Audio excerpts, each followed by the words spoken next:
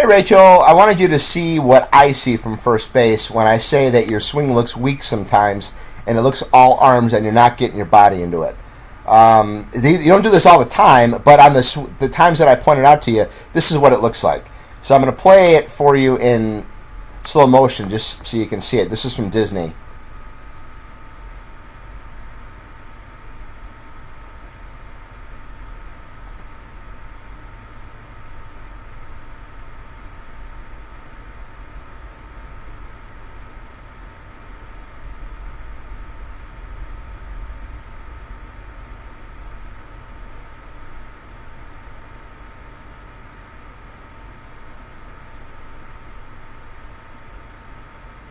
Okay, so that's what I'm talking about. That's what I see sometimes.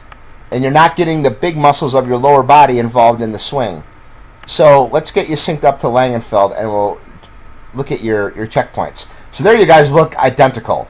Okay? What Langenfeld is going to do, and why she was the MVP of the College World Series last year and a star for UCLA, her hips lead the hands. You get your big muscles going first and creating some torque and some power. So you can see her hands are staying back and her hips are starting to rotate. So her hips lead her hands.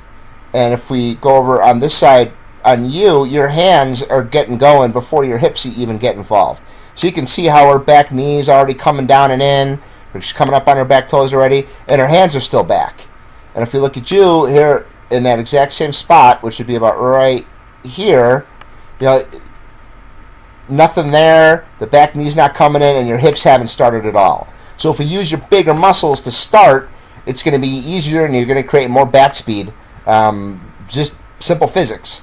Now, if we come down to bat leg, I'm going to draw a line here. We talk about keeping your hands high and not swinging down on the ball and not having a hand pat that goes down real sharply towards the ball. You can see how Langenfeld does a real good job of that. Her pitch is a little bit higher than yours. But here, I'm going to get you to bat leg, which would be right here. Whoops. Right there. Here, okay, her hips are fully rotated. You can see that by the white stripe on her pants. Hips are fully rotated. She's up on her back toes. The back knee's gone down and in, and you can see your upper body's getting ahead of your lower body. The stripe of your pants is still way back there. Your back knee hasn't come down at all. Your hips haven't even rotated at all here. All you're using is just your arms and your upper body, getting that big Anderson bat around. You're not going to generate a lot of bat speed. And also, let's look at your hands, how your hands come down on this real sharp, whoops, let me get a line here. They almost go straight down towards the ball like that. You don't want that. You want a shallow U hand path. You want to get your hands flat and then have a shallow U. So we don't want to come straight down on the ball like that. So you can see how low your hands are compared to hers. All right, now let's keep going forward here. Let's get to contact. Okay, so there's contact, and there's contact for you. You can see how your upper body is rotating. It's completely disconnected from your lower body. You got no power at all from your lower body at all. Her hips are fully rotated and all that stuff that we talked about the previous frame, and it's just all arms right here. You can see that. And then if you look at your extension, you never really extend through the ball. They call that alligator arms, where you look at Langenfeld really gets extended through the ball like that. So that's what I'm talking about. Now, I'm going to go back to here. And this was kind of interesting. I looked at one of your practice swings. Give me a second here to sync it up. Okay. Stop it. Right. All right. Look at this. Now you got this really high leg kick. You got a ton of weight transfer, loading your weight on the back foot, pushing forward a little bit, getting the hips through.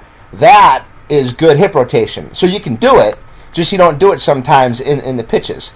But this, obviously not with that high of a leg kick, but this is what I'm talking about getting your lower body involved in it. And this is on one of your practice swings about 2 pitches earlier. That's getting your hips involved in the swing. So we'll just go back and review everything again. One more time here. Oops, I'm on the wrong swing. Let's get you forward again.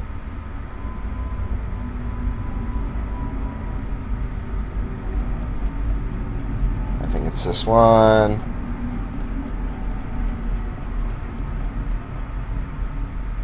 Nope, next one.